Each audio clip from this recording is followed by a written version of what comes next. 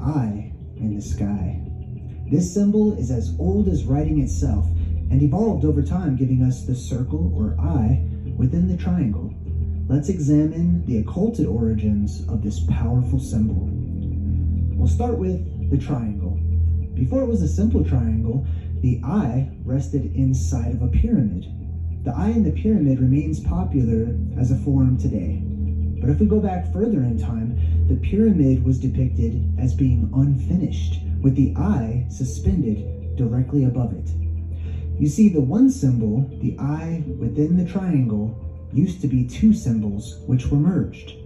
The eye is commonly known as the eye of God or the eye of providence. It's always placed high in the sky, often encircled with clouds or beams of light. The eye in the sky is often mistakenly assumed to be the sun or the moon, but because the sun and the moon are often portrayed on either side of the eye, it must be something else entirely. Going further back in time, we find that before it was depicted as an eye, it was commonly seen as a wheel in the sky. This wheel typically had an inner circle with 4 spokes jetting out from it, touching or exceeding the outer circle. The spokes of the wheel, or lashes of the eye, were often seen as rays or beams of light. So far, we've deduced that the eye represents a circular object with light coming from it high in the sky. Before we continue, let's take a look at that pyramid. As mentioned, the symbol of the pyramid was nearly always that of one unfinished. Simply put, the top was always missing. That's because it's not a building. It's a volcano. But not just any volcano, a plasma volcano. The word pyramid literally means light inside. Located at the magnetic North Pole, a black mountain 33 miles around is depicted on many ancient maps. On some maps, the mountain is called Rupas Nigra, which translates into a very steep black cliff, or more loosely translated, tall black mountain. This mountainous black cliff is the origin of every archetypal mountain of the gods, from Olympus to Meru to Sinai. This is no ordinary volcano, it's a plasma volcano.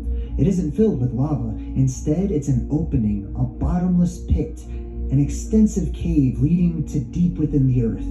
It lies dormant every other eon, waiting for the electromagnetic polarity of the earth to reverse. Once this happens, electromagnetic turbulence shoots up from within Mother Earth, a beam of bluish-white plasma touching the sky for all to see for ages to come, until the next pole reversal when the beam retracts back within the Earth. In Jules Verne's Journey to the Center of the Earth, the entrance to the inner Earth was a volcano in the middle of an island. In Jain, Buddhist, and Hindu cosmology, Mount Meru, sometimes referred to as Sumeru or other variations, is often depicted as a mountain with what appears to be plasma or light bursting out of the top. This beam of light would touch the vault of the heavens and could be seen most places on Earth. The rushing plasma from within the Earth magnetizes the surrounding volcano, creating an invisible magnetic shield bubble around the large black mountain. If true, it stands to reason that this is why all compasses point to the black magnetic mountain. The plasma from within Rupas Nigra stretches into the sky towards the eye as a central column. Plasma that doesn't escape the magnetic field of the mountain conforms to the invisible magnetic force that's surrounding it, giving what appear to be legs of an emerging cosmic stick figure. The same happens high up in the atmosphere near the top of the beam, giving it arms. And in between the column of light, occasional turbulence and instabilities branch off from the main beam, adding to its changing anthropomorphic details. In short, this light in the sky was the archetypal imagery for countless religions, beliefs, legends, and myths across time. The column of plasma is located directly under the 2 circles of light in the sky. In this video, we'll assume that the sky is domed with a physical barrier, at least 2, as ancient cosmologies worldwide agree. But the idea can be worked out with the modern academic theory as well. Now imagine you are standing at Mount Meru looking straight up into the circles in the sky. The larger outer circle is a hole in the inner dome. The hole is the result of the atmospheric pressure of the entire world being relieved during the neutral point of the last polarity shift. The relief and pressure blew a hole in the sky directly above the center of the world. The second, smaller circle is the new, recently made hole further away at the top of the second dome. Beyond the second dome, or within the magnetosphere in modern academics, the sky is surrounded by electromagnetic flowing plasma. Research indicates that it's likely ionized hydrogen or something similar, which gives it a magenta-like color in the red spectrum. The magnetic shield around the world is what keeps the plasma at bay. But when that magnetic barrier disappears, the plasma can be seen entering into our world. First, from within this small inner circle shooting out in the four directions on its way to the surface of our world. But when the plasma reaches the limits of this second larger hole, strong swirling winds caused by atmospheric depressurization worldwide cause the plasma to bend, following the winds of a tempest.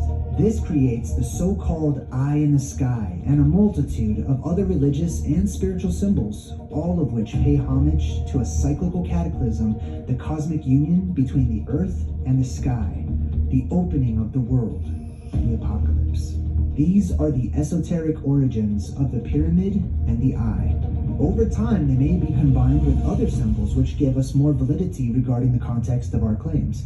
Tentacles are often added to the picture in modern pop culture, representing the twisting plasma from above, reaching down into our world like the illuminated fingers of some heavenly being. Often, actual fingers are added, sometimes snakes. When the magnetic barrier around the world goes back up, the red plasma is cut off from its source and trapped within the dome of the world once more. It may be seen spilling out from between the two circles, creating what looks like a tongue, a beak, a beard, a flute, or other such images of plasma emerging from the circle above. The column of light becomes Jacob's ladder, Jack's beanstalk, the feather of Mahat, the stairway to heaven, the thunderbird, the phoenix, the world tree, the cross, the vajra, the ankh, the spread eagle, the tree of life, Yggdrasil, grandmother spider, the burning man, the fountain of youth, the chalice of Christ, Atlas, the thunderbolt of the gods, Thoth, Kokopelli, and so much more.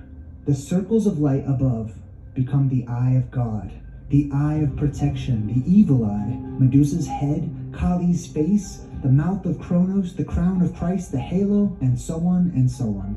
The collite remain until the next polarity reversal.